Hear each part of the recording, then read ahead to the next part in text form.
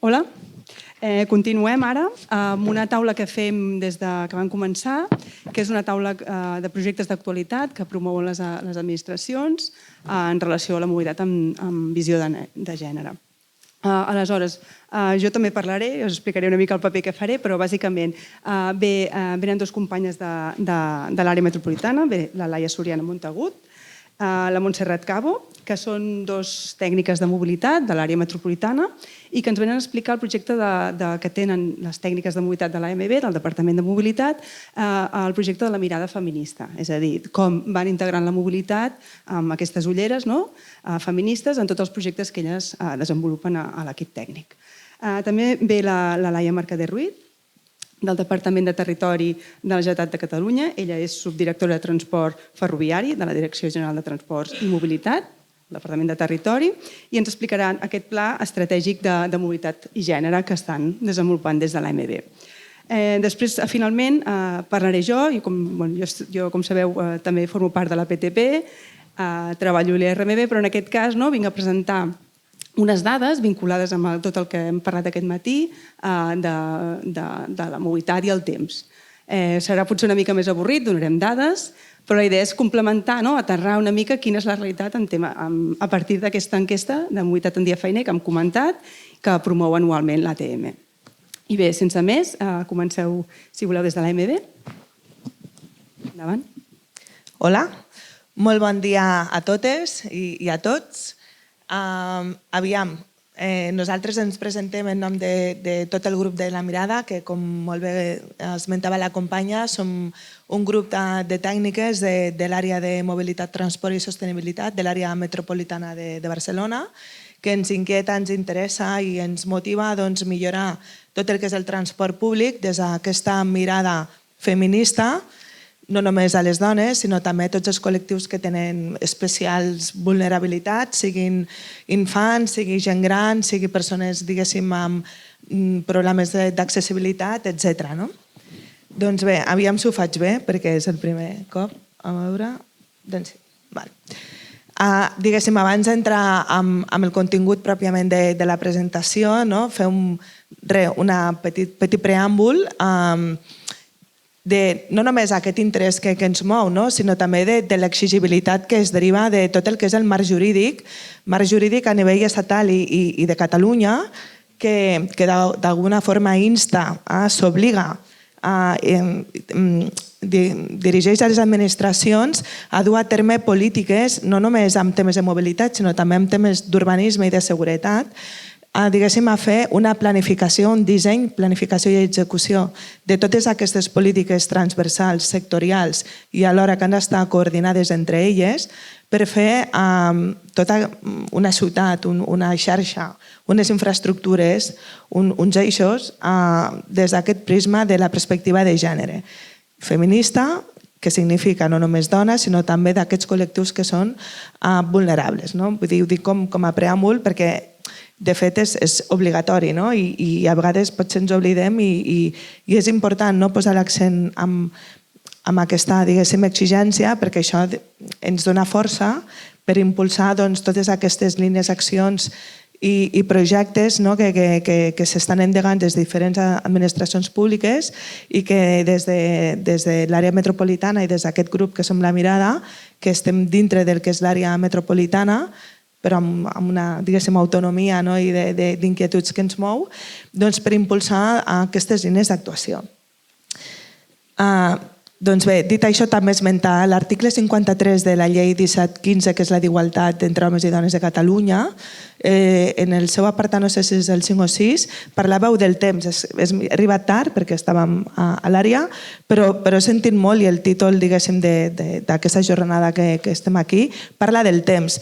Doncs bé, el temps és un dels termes que s'esmenta a la llei que s'ha de, diguéssim, millorar, de reduir els temps, fomentar les freqüències, la companya abans ho comentava, d'aquesta associació, que és bastant, no sé si has dit 1h10 esperant el bus. Doncs bé, és important, important incrementar les freqüències, important millorar els espais d'accessibilitat de les parades en els nostres itineraris i de fer que el viatge sigui confortable, segur i sobretot amb aquesta percepció de seguretat, no? que és molt important amb tot això. Doncs bé, dit això, ja entro, diguéssim, pròpiament amb els projectes i les línies d'accions que s'han endegat des de l'any 2022, tot i que el grup de la Mirada va iniciar-se l'any 2020 a l'àrea metropolitana, amb aquest grup, diguéssim, de dones que el conformem, tot i que hi arriben més tard. Doncs bé, com a primer, diguéssim, projecte, línia d'actuació, esmentar l'anàlisi de dades des d'aquest enfoc de gènere, no? I que també obliga el marc legal, o sigui, agafar, disseminar les dades per sexes, no? I d'aquesta manera podem tenir aquesta visió i aquesta precisió de la diferent percepció que pot tenir la dona en els diferents ítems que conformen els indicadors en matèria de transport i mobilitat des d'aquest prisma d'enfocament de gènere. Aquí tenim al públic la companya que s'encarrega del que són les dades. Ahir parlant amb ella em comentava que el que parlàvem de quines són una mica les conclusions, que les dones són les més exigents en el transport públic, segurament perquè potser són les que més utilitzen el transport públic, que ja és un indicador de per se. Les conclusions encara estem, diguéssim, en una fase preliminar per saber exactament què ens estan dient, però segurament quan analitzem el que posarà de relleu és que potser el servei de transport no està el més adequat a les necessitats de les dones o d'aquests col·lectius amb més vulnerabilitat social o de la que sigui, però ja ens porta a pensar un per què i també una tasca, que és analitzar-ho, processar-ho i d'aquí treure unes conclusions per després implementar-ho en els serveis de transport públic. Bé, aquesta seria una primera línia, aquesta anàlisi de dades dels índexs de satisfacció del client amb l'enfocament de gènere. Una segona línia d'actuació, projecte, que s'ha endegat des de la Mirada, que s'ha fet és el seguiment en la redacció del Pla de Mesures contra l'assetjament sexual al transport públic. Això va ser un pla que es va dur a terme des de l'ATM, Autoritat del Transport Metropolità, i que l'àrea va col·laborar en una fase preliminar. No sé si amb anterioritat se n'ha parlat. Aquest pla es va aprovar el 28 de juny de l'any passat. Es va dur a terme amb diferents administracions públiques, organismes i entitats, i que dintre del seu contingut es tracta, diguéssim, també de forma molt concreta tot el que són les qüestions en relació a l'assetjament, al transport, a la percepció d'inseguretat i a la seguretat pròpiament. Crec que es pot descarregar per internet, vull dir que també és interessant d'analitzar-ho, suposo que després ho comentaràs. D'altra banda, esmentar la difusió que s'ha fet del grup de la Mirada amb diferents congressos i diferents ponències internacionals i estatals i autonòmiques i amb revistes també especialitzades en matèria de transport públic, que les podeu visualitzar per xarxes, per internet, etc. Si voleu, us podem facilitar enllaços al respecte. Així mateix, també la col·laboració que s'ha fet amb l'organització del Congrés de Transport Públic d'Escosa de Dones de l'any passat i que la companya també que aquí ens ocupa, de fet tenim 3 companyes de la Mirada aquí en el públic i un company, també remarcar-ho, que és important, el Joan, és el meu jefe. Doncs bé, m'alegro que estigui aquí, perquè és bo donar veu més enllà de nosaltres. Doncs bé, aquestes serien aquestes primeres 4 accions i continuem. Un altre projecte que s'ha fet des de l'àrea metropolitana i que des del grup de la Mirada s'ha posat, diguéssim, l'accent femení en el pla d'accessibilitat. És el suport a l'estratègia d'accessibilitat del bus metropolità 23-27. Aquest projecte, aquest pla estratègic, de fet, es va aprovar al Consell Metropolità de l'àrea metropolitana el passat 28 de febrer i que, de fet, si no hi ha al·legacions o suggeriments al respecte, doncs s'entendrà aprovat definitivament en breu. Vull dir que és important perquè també s'inclou dintre d'aquest pla tota aquesta mirada de gènere des del punt de vista feminista en matèria d'accessibilitat en el transport. I té en compte moltes de les qüestions que s'han posat de relleu al llarg del matí i que nosaltres, diguéssim, creiem que són necessàries des de la mirada, des del grup de la mirada en l'àmbit del transport metropolità. Una altra línia d'actuació que s'ha col·laborat des del grup és en la xarxa d'urbanistes feministes de la Mediterrània. Aquí tenim també la Maria Peix, de l'àrea metropolitana.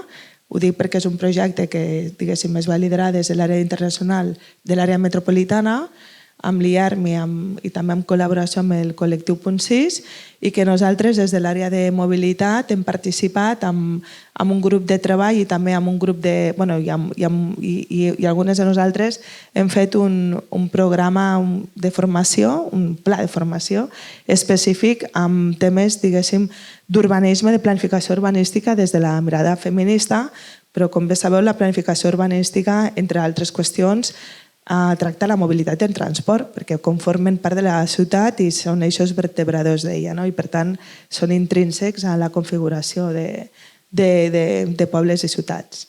Doncs bé, també hem participat en aquesta línia d'actuació, en aquest projecte. No sé si hi haurà continuïtat, en tot cas la Maria ens informarà.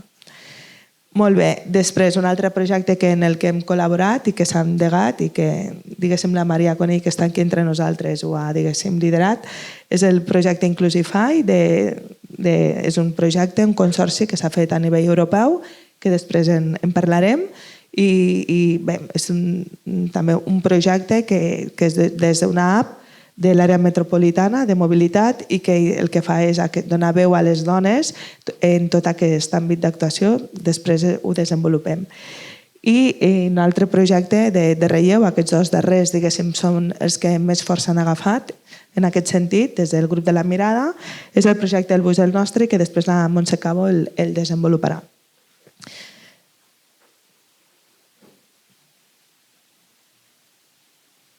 Molt bé, doncs com dèiem, no?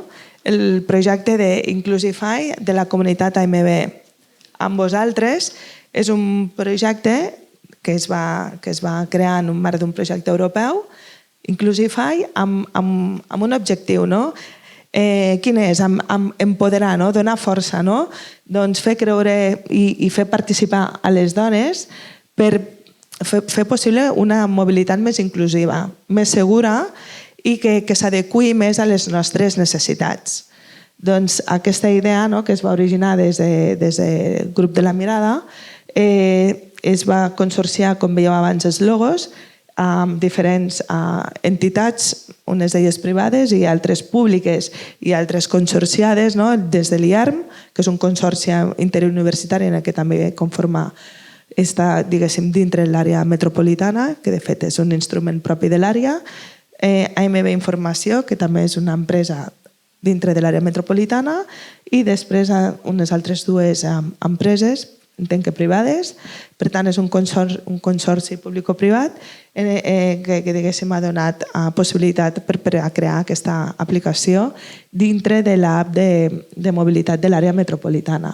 Amb aquesta idea de fer partícip, d'interlocutar amb les dones, es dirigeix bàsicament a les dones, aquesta aplicació, perquè traslladin, perquè se'ls doni veu, perquè manifestin, expressin tot allò que consideren que s'ha de millorar, que els hi pot generar percepció d'inseguretat, tot allò que creuen que no? Comentaves, no?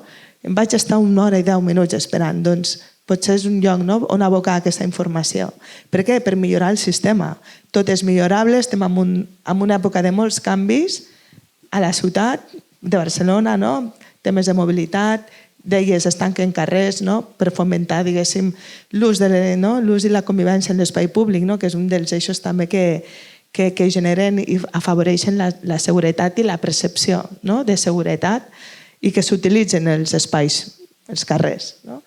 Tot això requereix una transició. La transició a vegades és complicada, no? Perquè genera tensions, però l'objectiu és per millorar, no? Per millorar, per fer ciutats també més saludables. Abans parlàveu també de salut mental, però també de qualitat de l'aire, no? Al final, totes aquestes polítiques transversals tenen un punt, diguéssim, de trobada. S'ha de millorar el transport públic, s'ha de reduir el vehicle privat, s'ha de fomentar l'ús dels espais públics. Això genera tensions, a vegades, diguéssim, contradiccions, però tot va en una direcció, no? I tot ens aboca, també perquè les directives de la Unió Europea ens aboquen aquí per temes de canvi climàtic i mitigació de canvi climàtic i resiliència, que també se n'hi parlava. Doncs bé, tots aquests projectes que s'estan endegant el que pretenen és posar veu, escoltar, no?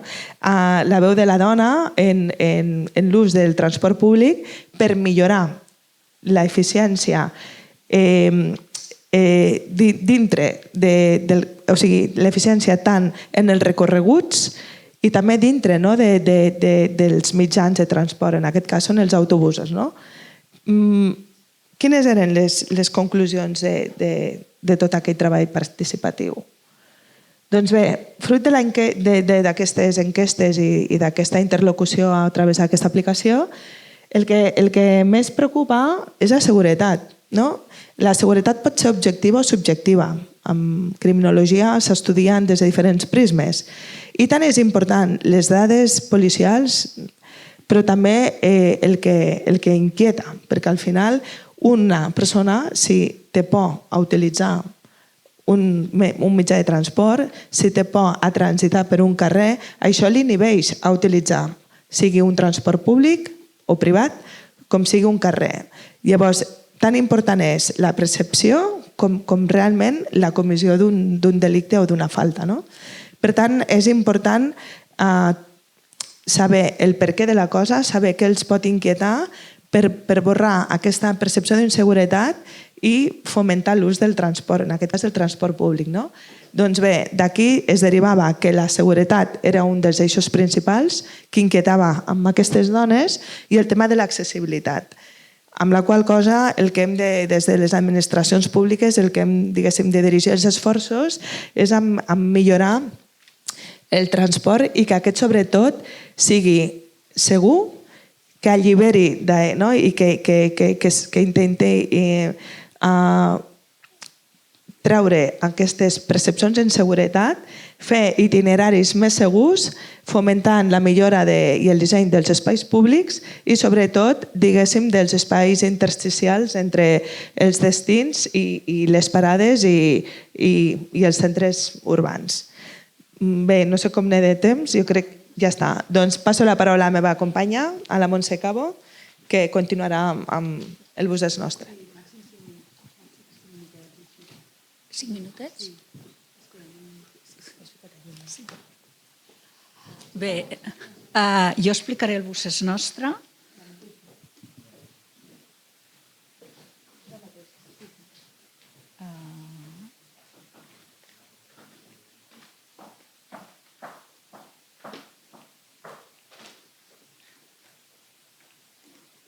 Ui, estic anant cap enrere, no? Sí.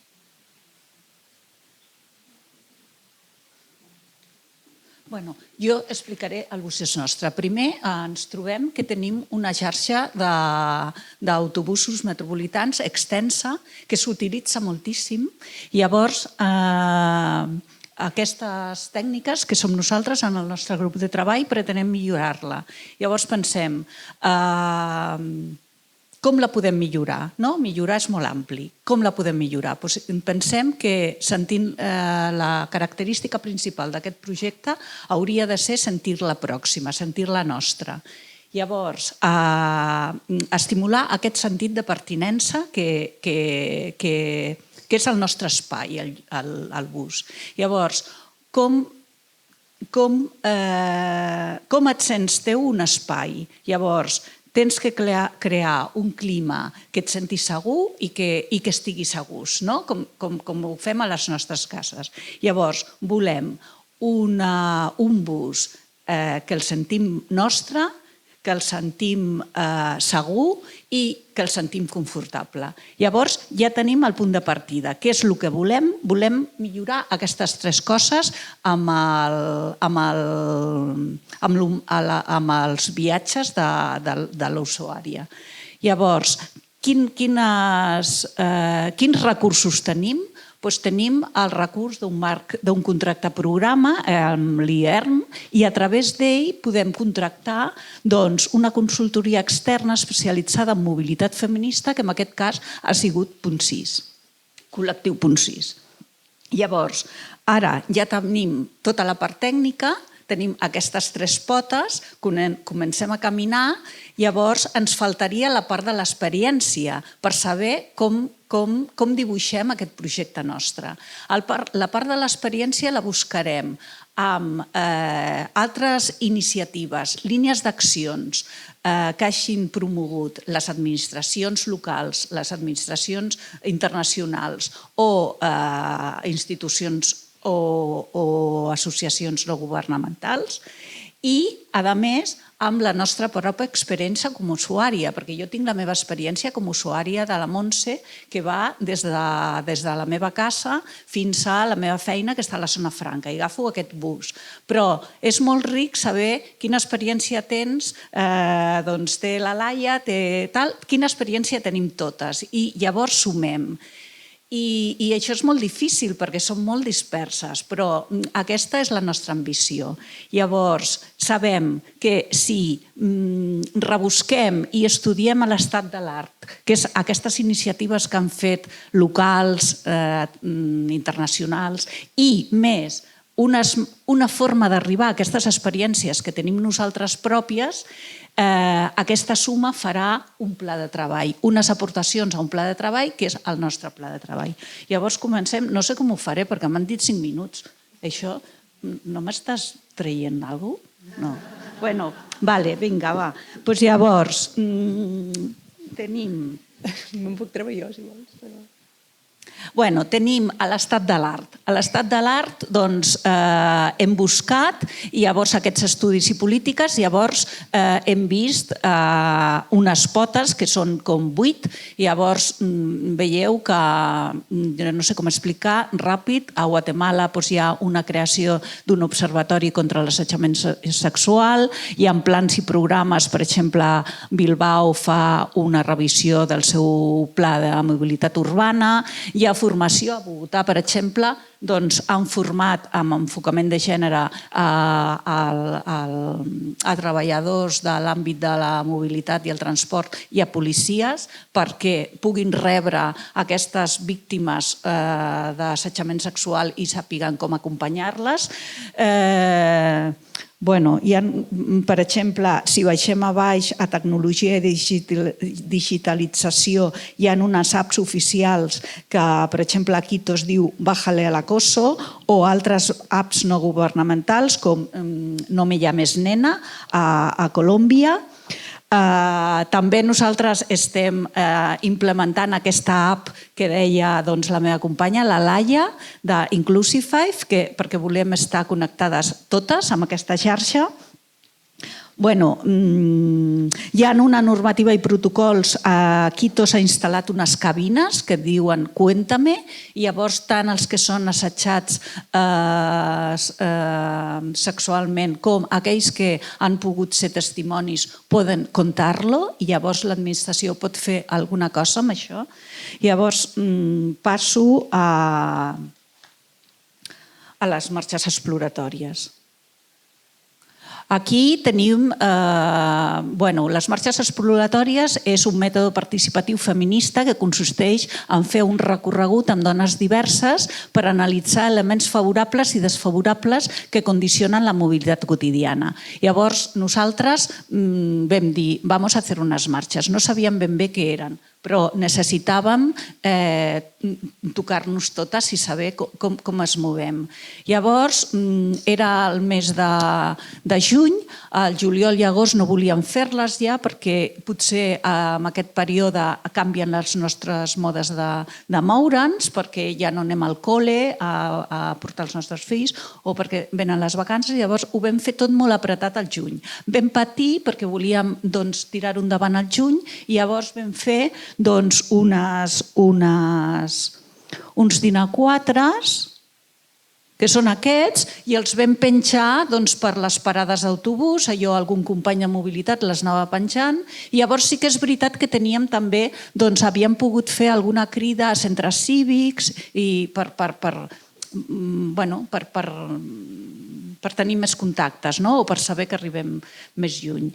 Llavors, aquest dia, aquestes marxes les vam implementar a 5 línies, 2 observacions a unes línies bus, vam tenir 35 participants i llavors aquí les dades així despullades i tal, veieu que tota la franja d'edats van participar, excepte a lo millor les menors de 18 anys, però hi ha una franja molt ben representada dels 40 fins a 60 anys, hi ha també una franja molt representada de l'ocupació productiva i reproductiva que tenim a tots els sectors.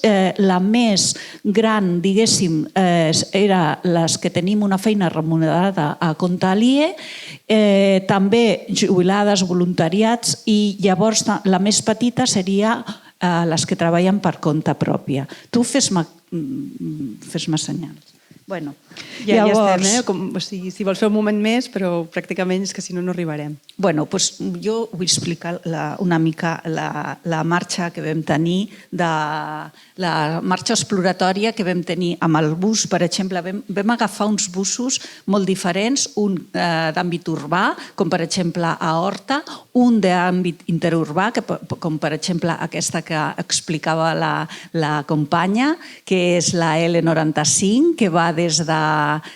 Sí, tu explicaves, però la que nosaltres vam fer era la 95, que feia el trajecte des de Plaça Europa fins a l'Apeadero de Castelldefels.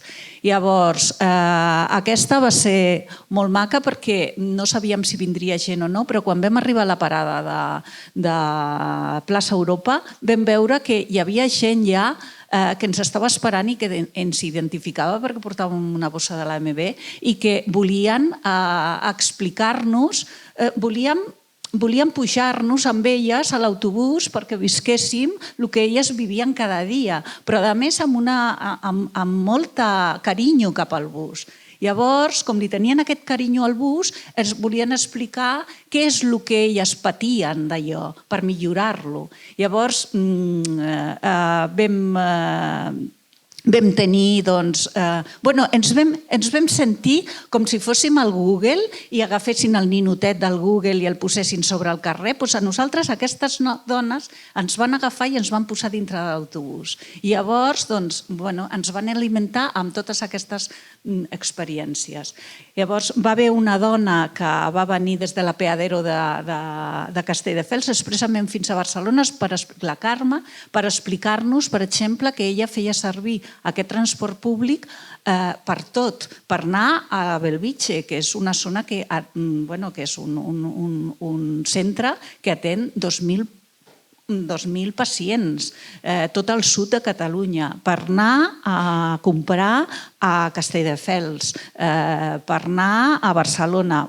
I ella ens explicava que, per exemple, quan baixava a Belvitge, de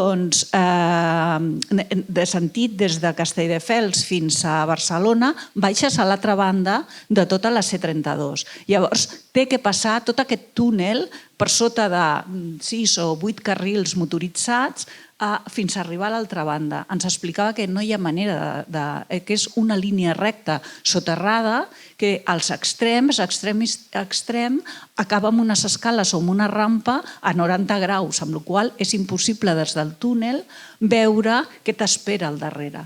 Ella explicava que amb aquella parada si no baixava gent, ella es quedava amb aquesta parada i no travessava fins que no venia un grup de gent per travessar. Llavors, les parades han de ser...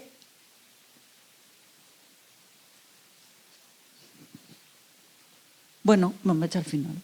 Sí, Montse, que hauríem de... Dir-vos simplement que això ha esdevingut una estratègia amb 3 boles d'atenció, que serien les parades, pròpiament, si estan senyalitzades, si no, si estan il·luminades, si no, si estan dintre d'un espai urbà o no. Al bus, pròpiament, hi havia gent que ens deia que si van amb cadira de rodes perquè tenen una mobilitat reduïda sempre estan obligades a sentar-se en sentit contrari a la marxa.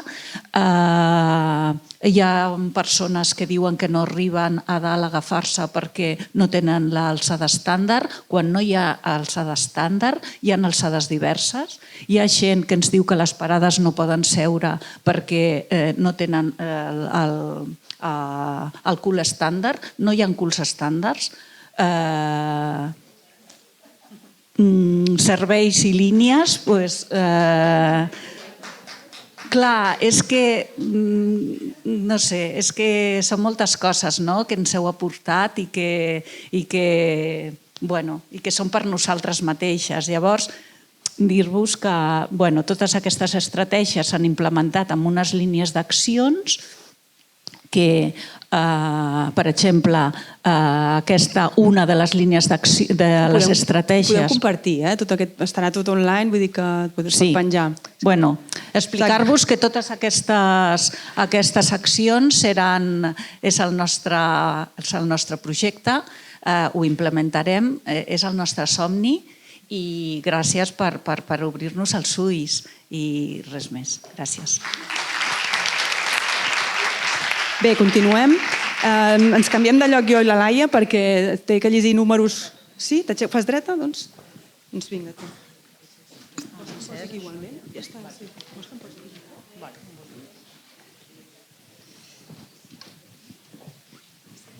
Passant la...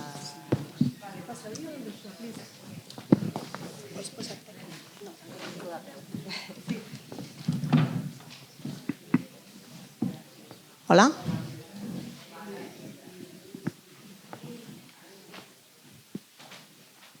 Bé, doncs jo us explicaré el Pla Estratègic de Mobilitat i Gènere, que és de la Generalitat de Catalunya, que ha quedat anonimitzada la presentació.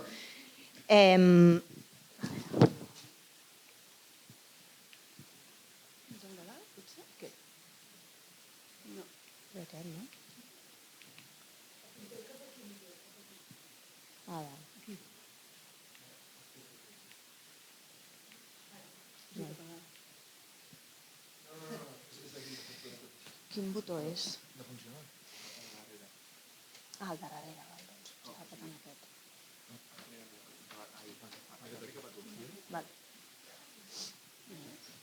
El de baix. El de dalt.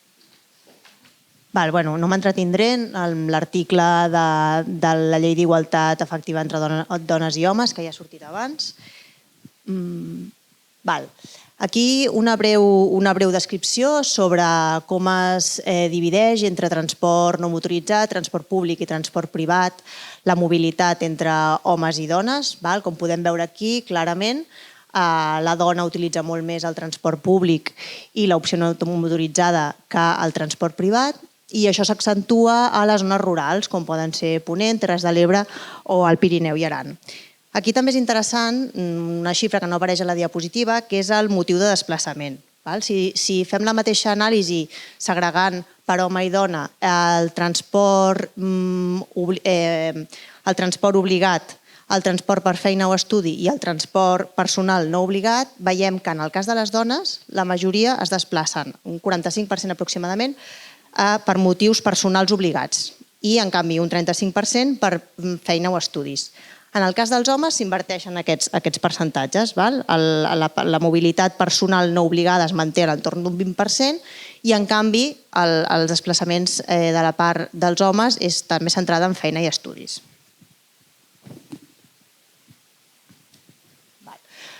El Pla de Mesures contra l'assetjament sexual al transport públic s'inicia l'any 2009 amb una enquesta. Després es fa tota una fase de diagnosi i acaba amb aquest anàlisi de les accions a dur a terme, que és pròpiament el pla, que, com deia abans la companya, s'acaba aprovant el juny de 2022.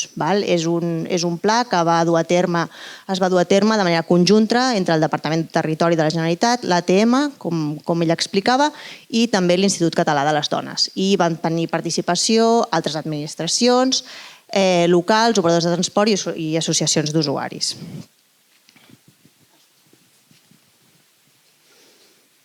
Pel que fa a l'enquesta, que va ser la primera part, evidentment, com que això es feia en l'àmbit del Sistema Integrat de Mobilitat Metropolitana de Barcelona, que és l'àmbit de l'ATM.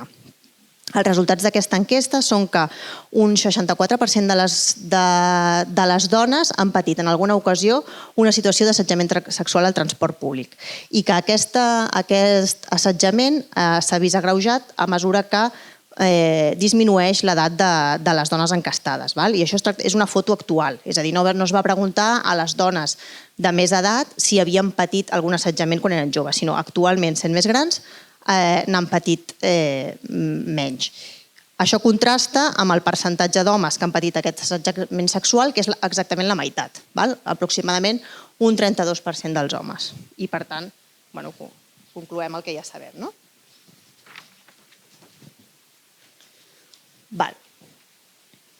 Pel que fa a la distribució d'episodis segons el mitjà de transport, veiem que la freqüència dels casos es concentra sobretot en el mode ferroviari, metro i la part de rodalies de Renfe. Això és freqüència dels casos, vol dir que està dividit pel nombre de viatges que es duen a terme a cada un dels modes. I si enfoquem una mica més micro, veiem que sobretot es donen a dins del tren o a dins del bus, no tant en, per exemple, les parades, que moltes vegades fiquem el focus en el que ens passa a les parades i en aquest cas els assetjaments es produïen sobretot a dins del mode de transport.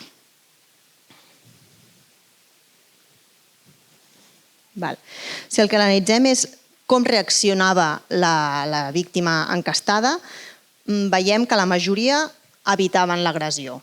Si veieu, la gran majoria es concentren entre vaig marxar o fugir o em vaig asseure o canviar de lloc. I això ens indica que segurament les mesures que millor s'adaptaran a les reaccions de les víctimes són les mesures més dissuasòries, no les mesures tant potser d'alerta. També crida l'atenció la part de no vaig saber com procedir. No vaig saber com procedir vol dir que segurament ens calen mesures també d'informació, de poder informar a les persones que es troben en aquesta situació de com reaccionar. També és interessant, i no surt en aquesta diapositiva, que un 68% de les dones manifesta haver canviat els seus hàbits de transport, almenys en alguna ocasió, amb motiu de la seguretat. I que el 89% de les dones afirma que la seguretat personal és un factor influenciant en la decisió de la seva mobilitat.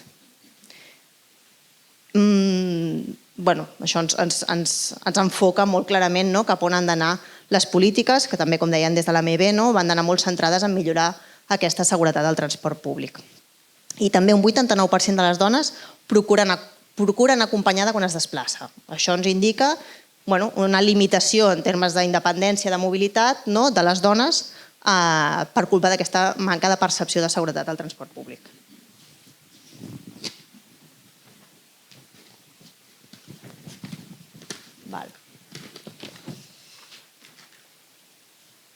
Disculpeu, que jo no he participat en el pla i per això he d'anar amb les notes.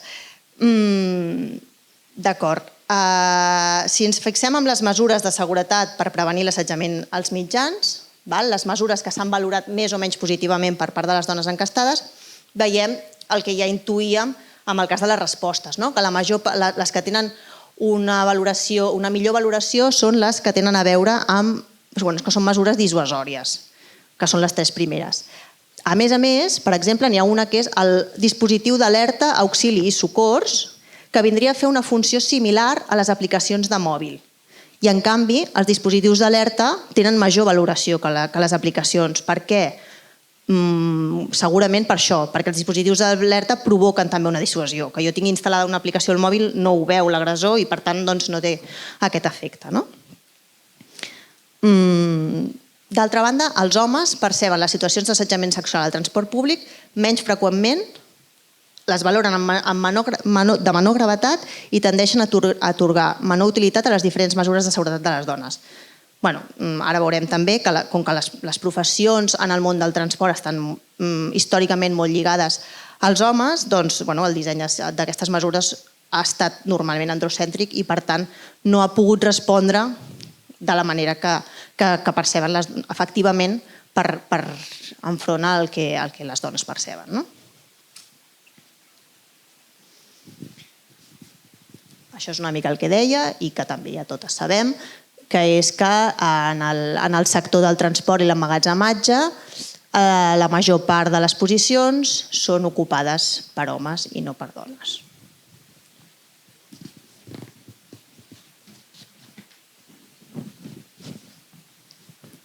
Doncs aquí, amb tota aquesta anàlisi, arribem al Pla Estratègic de Mobilitat i Gènere. L'objectiu del pla és incorporar la perspectiva de gènere interseccional en tots els nivells i etapes de la planificació i el disseny. I això vol dir, en el procés de desenvolupament de polítiques de mobilitat, coneixent i incorporant les necessitats de transport relacionades amb el gènere, en la conscienciació i capacitació del personal del sector, en la promoció de les dones en tots els subsectors professionals, vèiem abans, no només es tracta de promoure que les dones treballin en el sector del transport, sinó en tots els àmbits. Per exemple, si mires les estadístiques que hem vist abans per mode de transport, veus que en el sector aeri es dispara la presència de dones. I si mires una mica més en detall, veus que totes estan concentrades, no totes, però la gran majoria estan concentrades en la part de les hostesses. Llavors, aquí amb això ficar una alerta en aquest punt. I també elaborant polítiques, estratègies i directius operatives sensibles al gènere.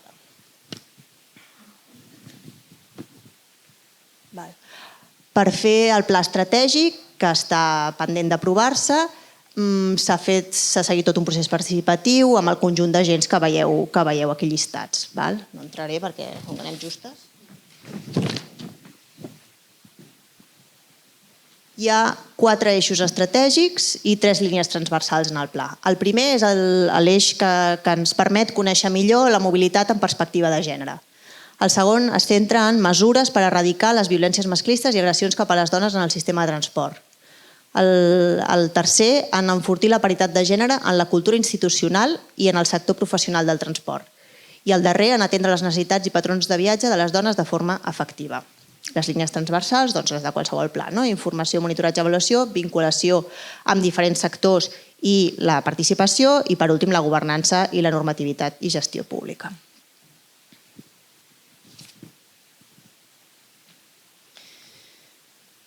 En l'eix 0 ens trobem amb que tenim un coneixement superficial i resumit de la mobilitat en perspectiva de gènere, amb molt poca disponibilitat estadística de dades sensible a gènere arreu del món, no només aquí, sinó si volem fer a l'hora de fer un benchmarking, per exemple, ens trobem que hi ha molt poques estadístiques que ens permetin fer això, i no només n'hi ha prou amb la segregació de les enquestes per gènere, sinó que s'han d'incorporar nous tipus de preguntes que ens puguin permetre fer una diagnosi més de detall.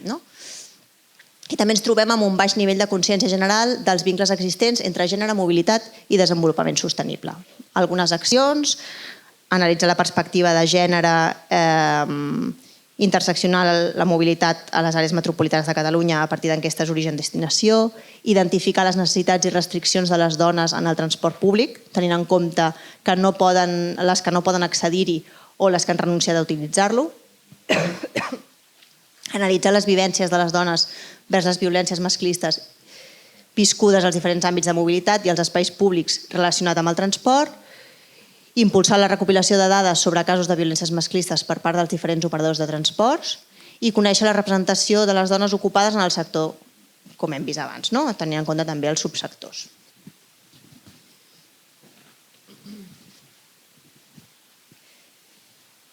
Pel que fa a l'erradicació de les violències masclistes i agressions, veiem que hi ha una manca de la prevenció de les violències masclistes al sistema de transport públic per les usuàries i també per les treballadores, i una existència de sistemes de control de les violències masclistes al sector del transport i distribució de mercaderies. Algunes de les accions, perquè tot això ho podeu trobar, que està penjat al web, aquest pla, i podeu veure totes les accions que hi ha, que són moltes més que només aquestes. Algunes d'elles són dissenyar una infraestructura de mobilitat segura a la prevenció de violències sexuals, implementació de millores en la il·luminació, càmeres de vigilància i adequada vigilància policial, com veiem, tot molt centrat en la seguretat, capacitació i sensibilització del personal de sistemes de transport que inclogui els eixos de gènere i protocols de resposta efectiva davant dels casos de violències sexuals, el que dèiem abans, protocols d'actuació. Què faig si em trobo en una situació d'assetjament? Què faig com a treballadora i què faig com a usuària? Fer campanyes per modificar actituds respecte a les violències masclistes en el transport i per informar sobre els passos a seguir davant d'aquests casos. I el tema del botó del pànic. Hem vist que l'aplicació no és una de les mesures més ben valorades, però se li pot donar una volta, justament per intentar que aquestes aplicacions tinguin aquesta funció també una mica de dissuasió, de que sàpiguen els agressors que hi ha aquesta possibilitat del botó del pànic, que per exemple està implementat en el cas dels ferrocarrils de la Generalitat de Catalunya. El penúltim eix, enfortir la paritat de gènere en la cultura institucional i el sector del transport. La diagnosi que ens trobem és que les dones no estan ben representades a les feines tècniques, ja ho hem vist, que hi ha discriminació i estereotips de gènere, que les condicions laborals dificulten l'equilibri amb la vida familiar i social, l'assetjament sexual a l'àmbit laboral, violència masclista contra les dones per part de col·legues, necessitats d'inversió en educació i formació específica. I algunes de les accions que es proposen és promoure la paritat de gènere en la cultura institucional i en el sector del transport. Cultura institucional ens referim a nosaltres mateixos, ens posem deures a nosaltres mateixos. En tots els processos que fem, l'altre dia parlàvem, per exemple, nosaltres a la Generalitat donem les autoritzacions perquè un transportista pugui realitzar la seva activitat professional. En aquesta activitat també hem d'incorporar la perspectiva de gènere. Obligació d'elaborar plans d'igualtat de gènere als contractistes de la Generalitat, en el nostre cas. Aquí tenim...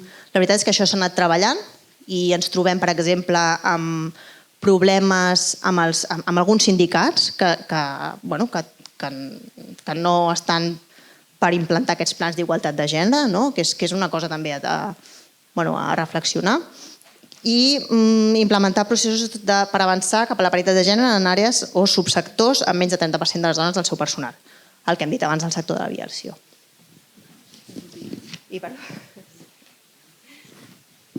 I l'últim eix ja, atendre les necessitats i patrons de viatge de les dones de forma efectiva. Els sistemes de transport responen a les necessitats dels viatges de treball, que hem vist que era el tipus de viatge que més efectuaven els homes i no reflecteixen tant els patrons de mobilitat de les dones, que són més d'encadenament, no tant d'anades i vingudes, de moviments lineals.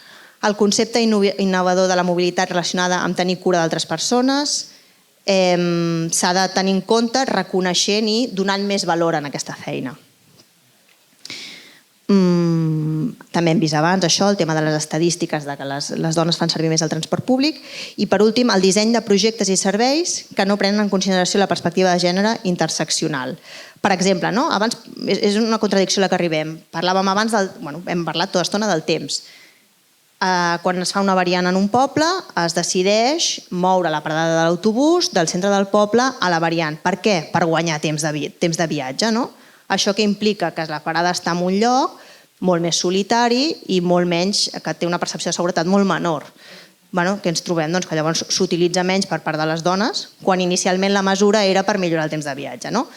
Parlàvem abans del xoc entre la part urbanística i de mobilitat, doncs aquí ens trobem amb aquestes contradiccions que simplement hem de trobar la millor manera de resoldre-les, però que no són tan evidents a vegades. Les accions, desenvolupar els serveis, infraestructures i polítiques públiques que tinguin les necessitats del desplaçament de les dones.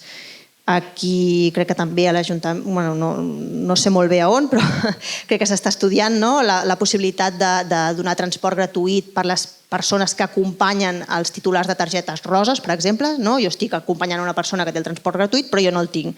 Té poc sentit.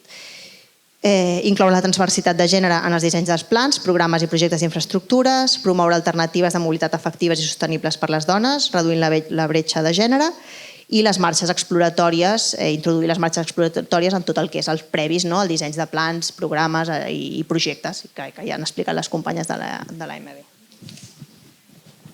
Amb les línies transversals no hi entro.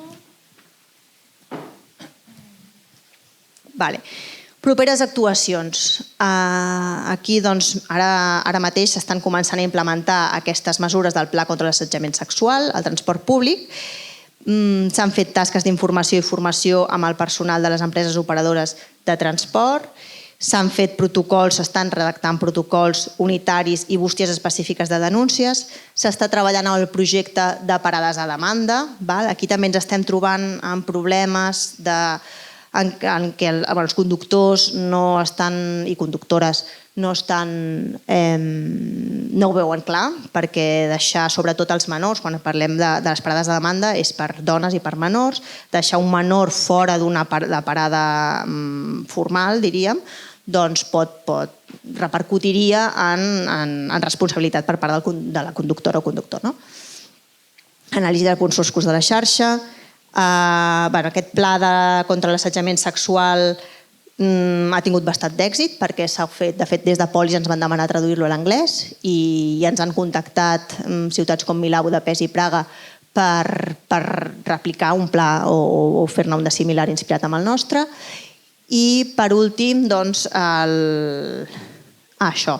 Estem implementant un projecte d'1 milió d'euros amb els fons Next Generation de la Unió Europea per adquisició justament de càmeres en els serveis de transport nocturn, per treballar contra la poca sensació de seguretat. Sí, ja acabo.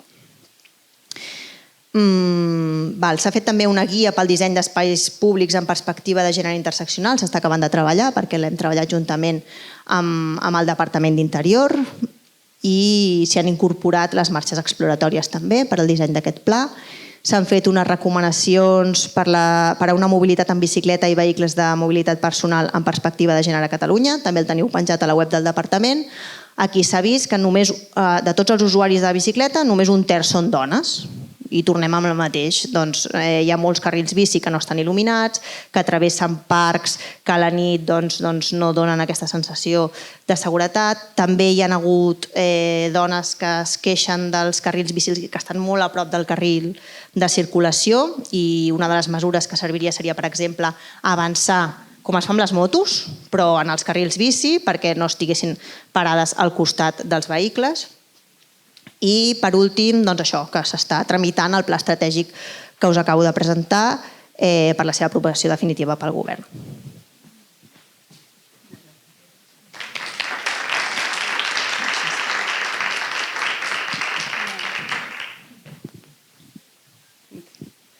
Gràcies, Laia. Agrair també la participació de la Laia perquè ella directament no ha participat en el projecte i de fet ho ha portat directament una persona que és un tècnic de mobilitat al departament i per tant ha fet l'esforç avui de venir i explicar-nos-ho i per això tenia les notes i tot això. Bé, tenim poquíssim temps. Ja heu vist que ha sigut molt interessant que ho expliqueu. Jo bàsicament el que vinc a explicar, com ja us he avançat, és una mica els resultats del tema que avui hem tractat, que és el temps i la mobilitat, els resultats que provenen a les dades a l'àmbit de la província de Barcelona, a partir del que ja m'imagino que coneixeu tots, que és l'enquesta de mobilitat en dia feiner, que promou l'ATM i que desenvolupament des de l'IRMB des de l'any 2003. I que, de fet, aquest 2023 l'AMF farà 20 anys i estem contents perquè ja comencem a tenir una sèrie prou maca per fer anàlisis una mica així com més evolutius i interessants. A veure, la presentació... Ui, no sé què he fet. Perdó. Vale.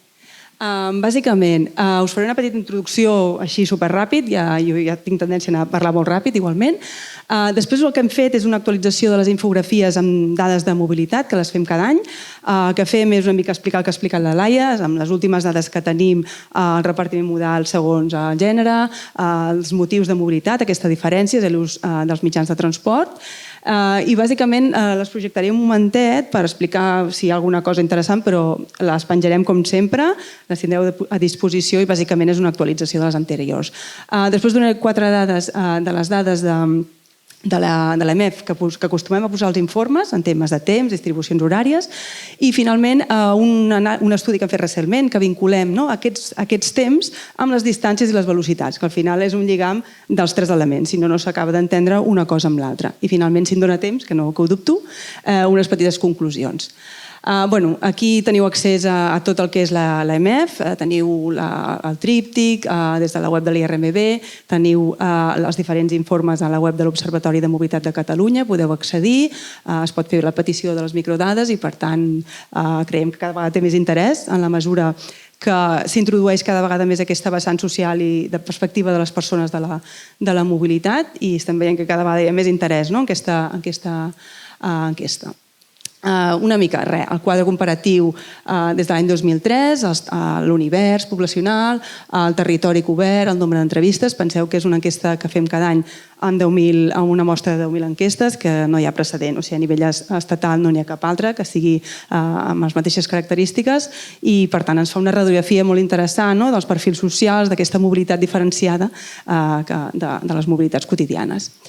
Per què són les enquestes? Aquí simplement ens serveix, de fet l'EMF és una enquesta que està inclosa en el Pla Estadístic de la Generalitat de Catalunya, és una estadística oficial. Sobretot se li ha donat sempre molt de pes en per què ens serveix l'EMF en aquesta anàlisi de fluxos de mobilitat, però que sabem que té una limitació, que és que no podem baixar a l'escala del poble, no es pot, però sí que ens dona una radiografia global d'aquests fluxos. I per tant, cada vegada que hem vist que l'EMF va més enllà de tot això, no volem entrar al detall micro de la mobilitat, però sí que ens permet conèixer com s'utilitzen els diferents modes de transport, on aparquem, quin combustible agafem, l'antiguitat del vehicle, quines són les cadenes de mobilitat, en quins modes de transport, i sobretot el que dèiem que hem analitzat avui ens permet conèixer aquesta distribució horària dels fluxos, demanem l'horari del desplaçament i quant de temps percebem, perquè al final és una percepció, dediquem a moure'ns.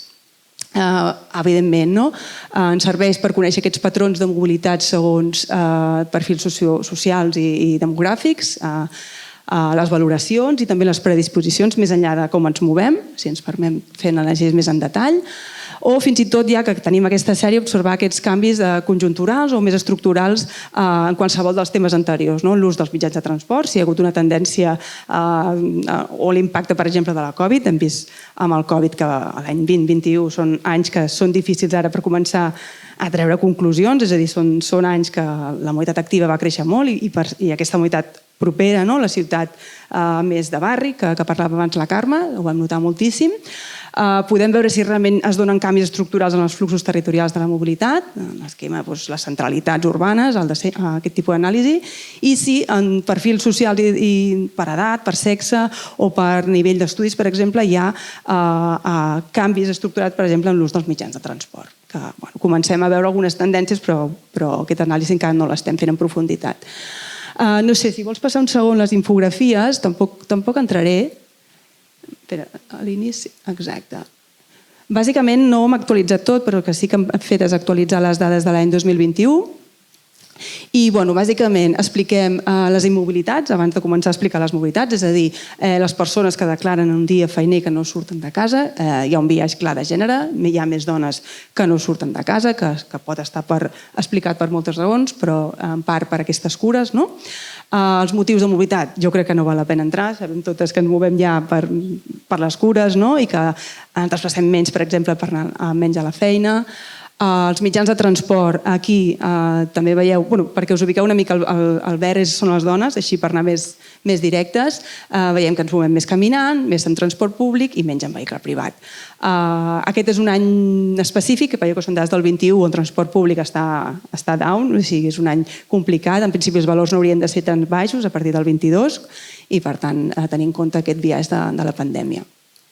Per què? Les taxes d'ocupació són més baixes, el sobreenvelliment de la població femenina, quan treballem més a prop de casa, per tant hem de recórrer menys distàncies, fer més ocupacions informals associades a les tasques de cura i que normalment es poden resoldre més fàcil a l'entorn d'allà on vivim. I també aquesta precarietat, la precarietat del món laboral que tenim les dones en comparació amb els homes, aquestes bretxes, que no només fa que tinguem unes rendes més inferiors, sinó que quan sabem que a les llars hi ha un tema d'economia d'escala, quan contribuïm molt menys a les economies de la llar, se'ns accentuen, es perpetuen aquests rols de masculinitat i feminitat i que fa que l'accés al vehicle privat sigui bastant diferent als homes. És a dir, quan la dona contribueix menys, el més probable és que quan hi hagi un únic cotxe l'utilitzi prioritzi a l'home, que és el que passa i es visibilitza molt en entorns molt densos. Això, a mesura que va sortint de les corones, la disponibilitat de 2 cotxes ja canvia una mica, això, no? El que hem explicat també, el model urbà condiciona moltíssim aquestes mobilitats, sobretot en temes de l'ús dels mitjans de transport, no tant amb les rutines, els motius no canvien de les dones, tant aquí com a Barcelona com al Pirineu. Tenim els mateixos tipus de rutines, més feminitzades, però l'ús dels mitjans de transport, evidentment, canvia. No és el mateix l'ús del transport públic als municipis petits per part de les dones, que baixa el 4,3%, però té tot el sentit. Havent de fer aquestes mobilitats més complexes, només l'hauríem de fer en transport públic. Segons quins entorns s'entén perfectament, no? I ja està, i el que hem comentat també sempre, que són aquestes interseccionalitats en funció de la renda, la discapacitat o el cicle vital. Les dones també som diverses i, per tant, si se'ns ajunten diferents situacions, la discapacitat, com comentava abans la Montse, l'edat, ens torna encara més vulnerables davant d'aquesta mobilitat. Si veiem, per exemple, per renda, veiem que l'ús del transport públic també incrementa entre les dones de més poder adquisitiu. És a dir, el viatge continua sent-hi en tots els grups de renda, en aquest sentit, tot i que és veritat que també varia en funció de les que són menys poder adquisitiu. Contribuïm menys al canvi climàtic i tot el que serien les contaminacions locals, però estem igualment exposades. Per tant, tenim aquesta problemàtica de que ho patim igualment, totes vivim a tot arreu i estem totes exposades a la qualitat pobra de l'aire. Entorns més urbans, el tema de la seguretat i després el que explicarem ara, una mica el tema de la desigualtat en els temps que dedicam a les mobilitats. Veiem, per començar així, que el transport públic és més lent, les velocitats són més baixes i, per tant, el cotxe es dedica en 20 minuts. I, per tant, tot això ens afecta a les nostres mobilitats. Anem molt malament de temps. Ara, si poses un altre cop l'altre... Això ja ho hem fet. La MEF, el que fem, així, una radiografia molt ràpida. La mitjana de temps de l'any 21, que l'any 19 era una mica més, no era massa més, estem amb uns 20 minuts de mitjana, és a dir, de moment la ciutat dels 15 minuts famosos és aquí posat el tall, és viable, no? Això són dades de la província, evidentment que pot canviar. En 15 minuts podem resoldre les compres quotidianes, podem fer un àpat que no és d'oci, diguéssim, acompanyar o tenir cura de persones, que habitualment són l'acompanyament als fills a l'escola, i comencem ja a partir de les compres quotidianes, les gestions, l'oci, les visites, el metge, el treball, els estudis, va pujant el temps. Fins als 27 minuts, no, fins als 28 minuts que arriba als estudis. De fet, tot i que s'utilitza molt el transport públic, són els que li dediquen més temps, que bàsicament són la gent jove que utilitza el transport públic. Per tant, veiem que 2 motius que són essencials en les nostres rutines diàries, si hem de recórrer més temps en estudis i treball, ens condiciona la resta de mobilitats. És a dir, haver d'anar en cotxe, que sempre diem a la feina o a un altre espai, obligat, ens condicionen les nostres altres pautes diàries. Per tant, per anar a la feina en un entorn metropolità és molt difícil aquesta ciutat dels 15 minuts. Sí que és cert que el Covid ha fet una disrupció amb la introducció del teletreball. És cert que jo ara des que teletreballo faig molta més vida de barri, tinc més relació social que mai amb l'entorn del meu barri i sí que ens aproxima el teletreball en aquesta ciutat dels 15 minuts. És un tema que no s'ha de deixar de banda perquè sabem que està retrocedint. Estàvem al 2-3% a prepandèmia, ara estem de l'ordre del 8-9% i hem de vigilar que no tornem als nivells prepandèmics en un dia feiner de població activa que fa teletreball.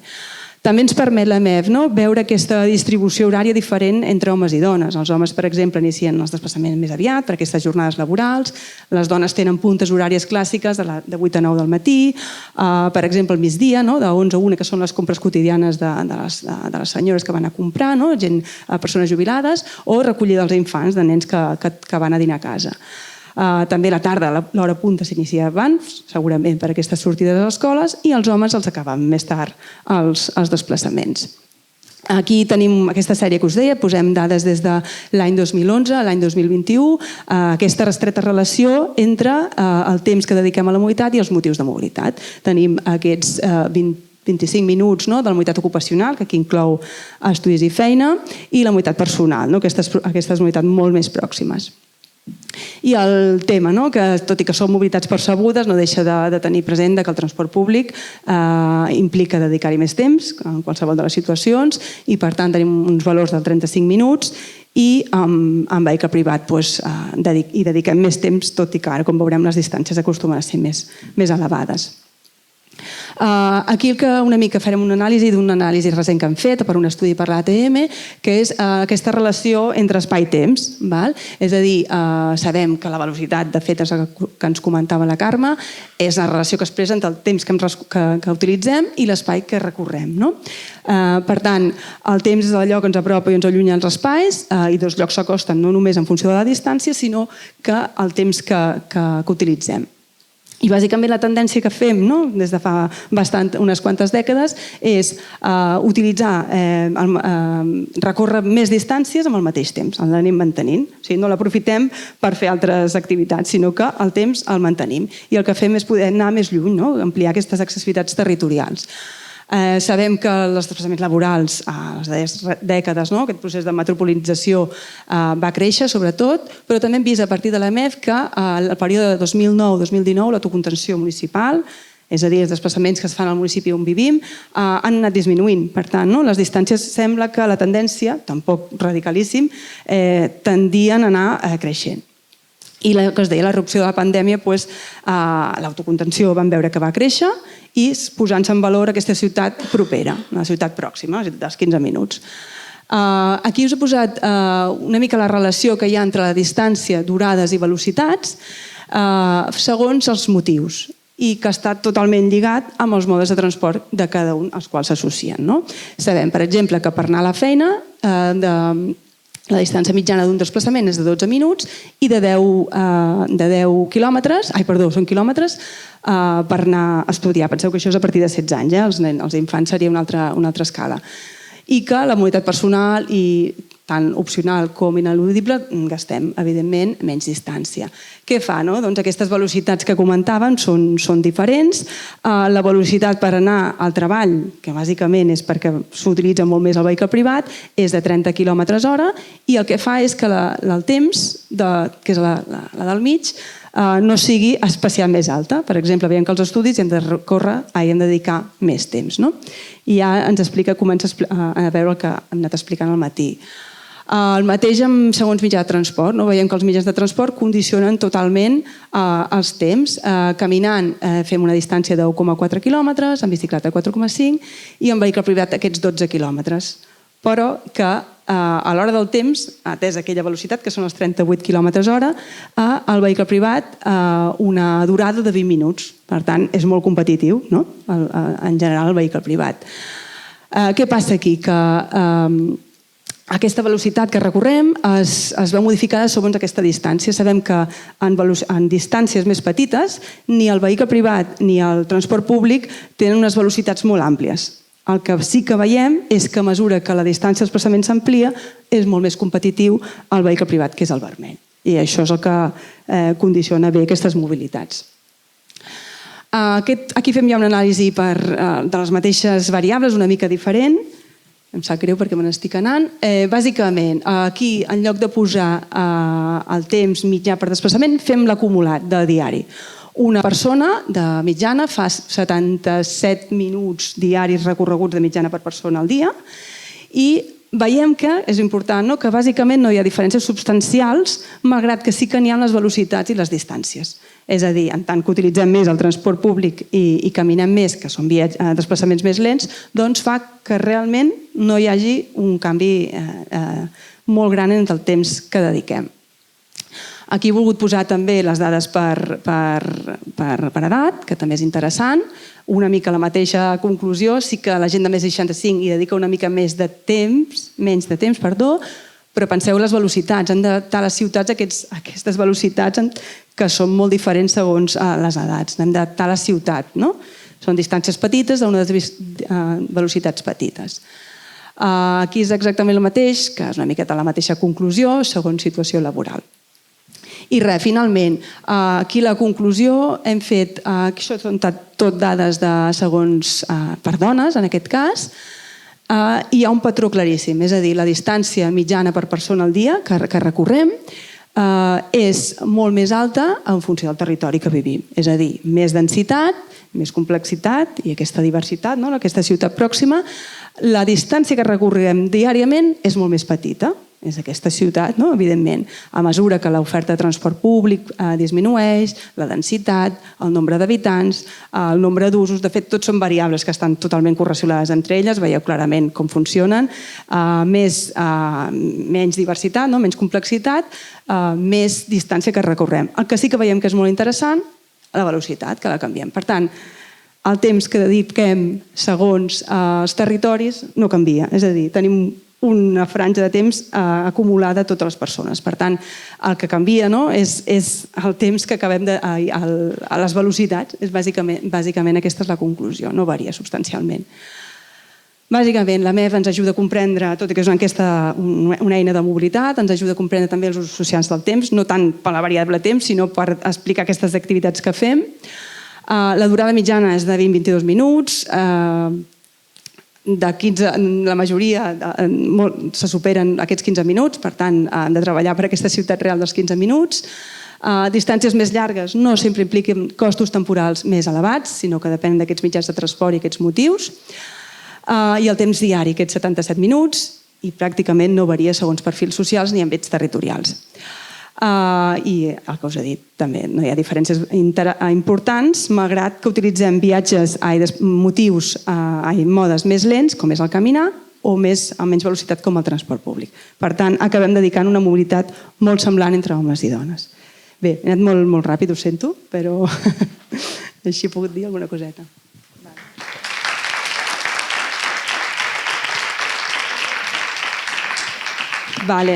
Si voleu...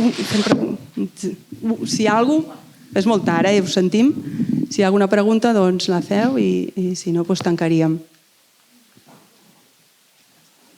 Molt bé, moltes gràcies.